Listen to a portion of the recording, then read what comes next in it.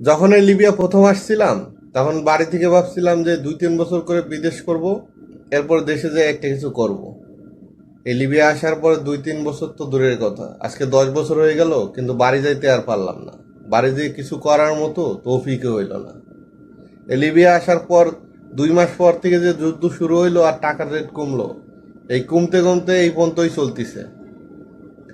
প্রথম আসছিলাম 14 সালের মার্চ মাসে, আইসা 1 টাকায় 1 দিনারে 60 টাকা পাইতাম বাংলাদেশে। 3 মাস পর থেকে শুরু হইলো কমা, কমতে কমতে একবারে 9 টাকা এসে ঠেকলো বাংলাদেশের 9 টাকা। 9 টাকার থেকে 10 টাকা 12 টাকা এইভাবে চলতে চলতে 18 সাল পর্যন্ত পাঠাইছি। বেতন পাইতাম 1,000 টাকা, 1200 টাকা, আর 1 টাকায় যদি 9 টাকা হয়, তাহলে দেশে যেয়ে মানুষ কিছু করবে কিভাবে? আর যেই টাকা পাইতাম, 2 মাস মিলে 18,000 20,000 টাকা পাঠাইতাম। দেশে খাইতেই পারে না, আবার টাকা গুছাইবো।